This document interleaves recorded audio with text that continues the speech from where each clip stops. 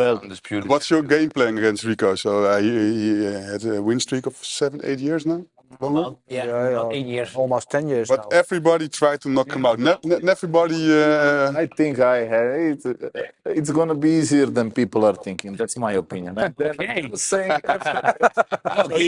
okay, that's good because then now you have my attention. But what you gonna do after 2 rounds? Like no. this one or?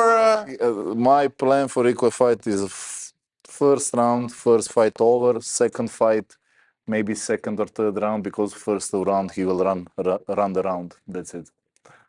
But nobody. Yeah, I think you're the new Mike Tyson. no, not the new. There are people who knocked him out before. Huh? Yeah, Not for the last 7 years. That's true. Jamal is also a heavy puncher. yeah, but, yeah. I'm just That's gonna be an the- advocate of the devil here, eh? So It's going to be a plan. These are the right Going to be a questions. plan to win from Rico? Yeah, that I'm not. I had talk with Valtellini before the fight. You know, the small glory interview. You talk about the fight for him to write something. Yeah. And he told me we were making fun because he asked me like, "What is your game plan?" I fight like how I fight. It's very simple. Yeah. Like, and then everybody says like when he asks them that question, everybody goes, "Yeah, you will see it in the ring." Then he comes to the ring and fight like every fight before. Like 99.9% of fights, they get ready.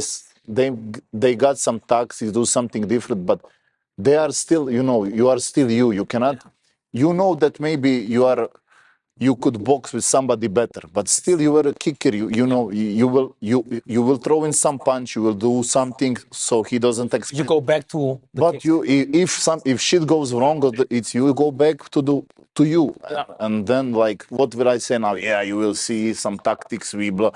I will fight how I fight. That's it. And I don't want to talk about the later rounds because I never been in them, and I don't want to be now like, yeah, I'm gonna conditioning great, blah blah blah. And then when I come to the like you said 4 round, and I'm like. And then everybody's like, look at him. So conditioning, we're gonna see. Like I'm getting ready for Rico fight last 10 years and for his conditioning, not just this fight. I understand, but I say an only thing I see. Watch my fights against Nordin or Mozni. I threw over 300 punches and kicks those 2 fights in 3 rounds. I think no heavyweight ever threw much that in 3 rounds. Like 100 less everybody. I hope. The only thing I can say, like conditioning is not a talent, so prepare better than you ever did. So also the Rico pulls you to the deep every time. Every match he was close to losing, like a couple of times, and then it's his 4th and the 5th round. He's so strong. Look at it this way. I don't think he have that. I think he have great conditioning, but I don't think his conditioning is that much better. But the difference with him is the way he fight. Like. You see Badr, you see Jamal, you see whatever fight you want, kickboxing, they come in like, bah!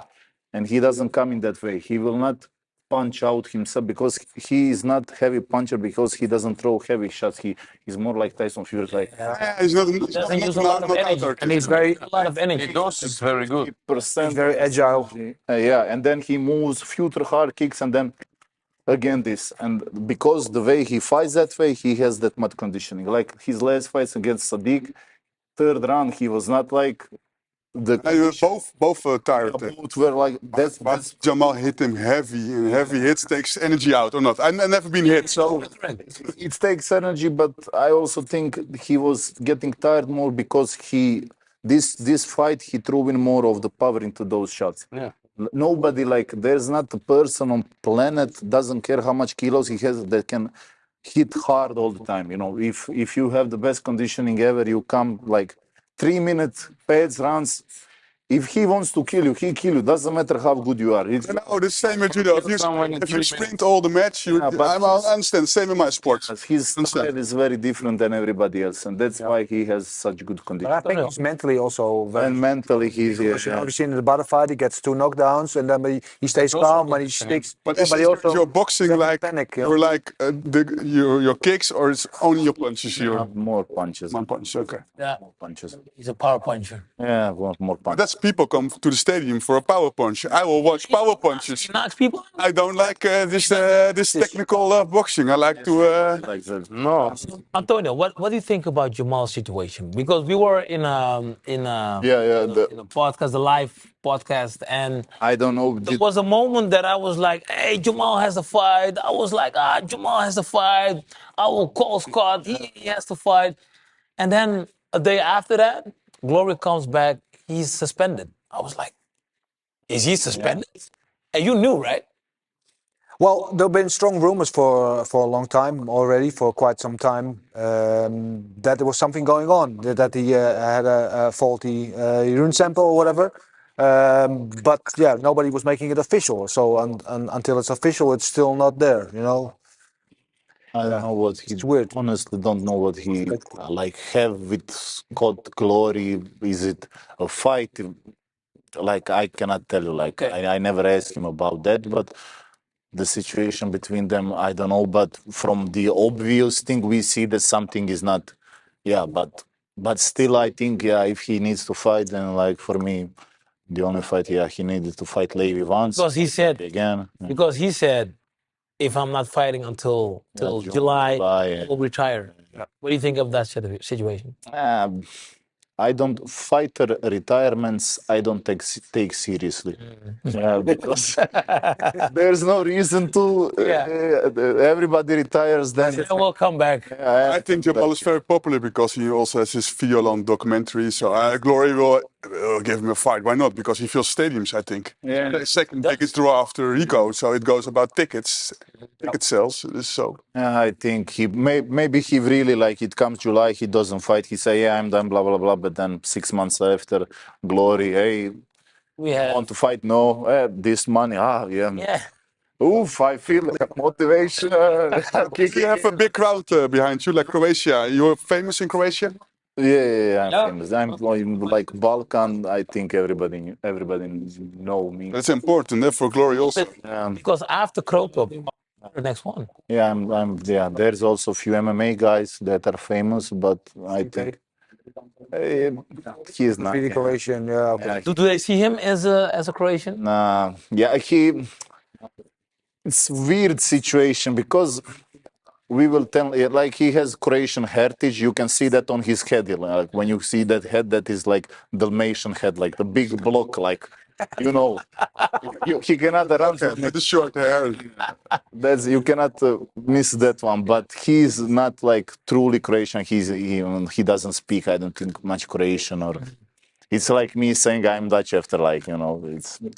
It's Soldic is the second. I think me and Soldic are like the most famous now fighters, like from Croatia. Antonio, I have to congratulate you because you won the KO of the year. Yeah, that's good. Let's look at the fight that you had against Katinas. How did you feel when you came in the ring? Like nice. Nice. It was a little bit more pressure because it was my first time headlining like Glory, and there was basically only Croatians in the crowd, so it was nice. But from what I know till now about myself, I only get better with pressure. Yeah. It's never been a problem. Like You didn't touch your glove. Yeah, I didn't. Yeah. You didn't touch your glove.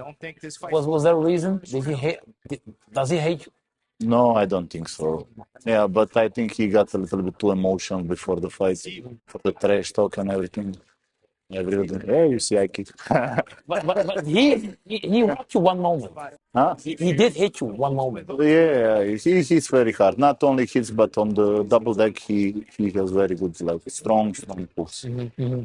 It's not, but yeah, from the other fighters I had in Glory, he had, I think, the strongest with. That last shot was one too much. One too much, yeah. Why? The judge didn't stop. And then if I stopped and asked the judge and... No, I'm just kidding. Is this going to be the tactic against... Well, yeah. I will not run like a crazy man at him with full. But yeah, I plan to make him pay for every mistake he makes. I think Rico Everybody needs to makes a lot of mistakes, not just one. He does leave himself open, but so I plan like on punishing that. He gets Get him emotional. Dat is wel echt zo, hè? Die dekking van hem, hè? His defense. God is not that good. Dat is jouw kracht, toch? Of niet? boxing. I don't think Ik boxing. ben leek, maar ik zie ook dat hij zijn hand laag houdt. Ik denk, ja, Dubbele dekking was heel goed. Yeah, maar jij bent bijna nooit gedaan. Je zat tot my guard was well, some people say it was my specialty, and like guys like Badr or Melvin Manhoef, they got emotional, they got angry because they couldn't hit me. swinging. You know, and I used to fight from out of my guard and not just attacking like crazy. And when I see Rico fighting, well, not only with Rico, but I see a lot of, mistakes with fighters. Maar waarom, Rico is een intelligente jongen. Ik denk, die dekking, dat moet je toch... Het enige wat je moet trainen is toch dat je die handen Het ding met Rico is, kijk, met die dekking, hij heeft met Tyson Fury ook veel getraind, zoals zijn boksen en zijn voetenwerk is heel goed, zeker voor de smartgewicht. Dus die dekking kan wel zo zijn, maar dan is hij heel goed in uit de weg bewegen. Dus aan de zijkant van het vechten komen. De keer dat hij fouten maakt, en dat is gebeurd in die partij tegen Badr, dat is ook gebeurd 2 keer in die partij tegen Jamal. Als hij emotioneel wordt, dan blijft hij recht voor iemand staan. Ja, als Jamal tegenover je hebt staan, met zo'n stoot, dan moet je, het laatste wat je moet doen is recht voor hem blijven staan. Want dan word je gewoon geraakt. Jamal heeft toch ideaal voor kickboksen het lichaam? Dus net Sam Schild. Dat is toch verschrikkelijk. Dat je van boven naar beneden iemand gewoon...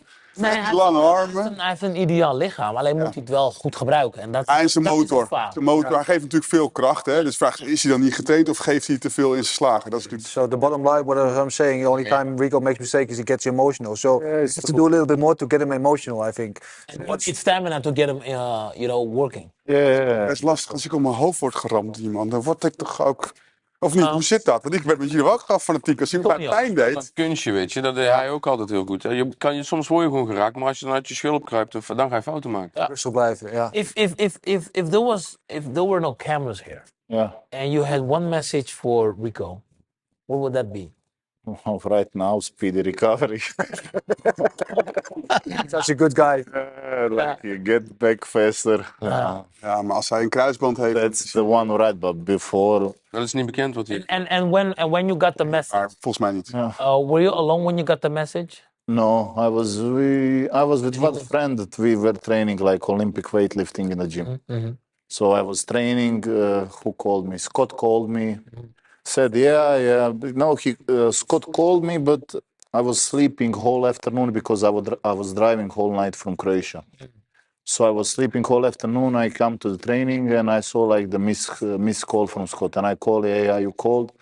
And he said, yeah, did you hear the news? Like, no, Rico is injured. Like, we postpone fight for like till summer or after summer we see, depending on the... And I was like, yeah, what the fuck am I doing now? You were not like, fuck, what the fuck? It's an injury, like... Wat is de reden dat Rico niet gewoon communiceert wat hij heeft? Waarom is dat zo geheimzinnig? We don't know. Ja. Gewoon een kruisband hebt, dan ben je gewoon... what's happened? Word je daar echt mee kan he doesn't dat je echt wel een jaartje verder bent. Ja. Dus maanden kan je weer een beetje... Je wilt je dan niet zeggen omdat ze dan misschien een plek hebben waar ze op kunnen schoppen of weet ik veel, weet het niet. Hè? No, but we're now one week after the press, but a little bit more than 1 week after. At first, I can imagine the disappointment was very big. How do you feel about it now, like 1 week removed from it? Like, I'm just looking it from the business standpoint, from Glory. What would I do? How would I do it? That's it. My goal is to fight him and beat him, because even if I don't fight, I don't care who I fight. I will win the championship. Like, that is the plastic belt. So yeah, doesn't matter. Is it vacant, real, not real?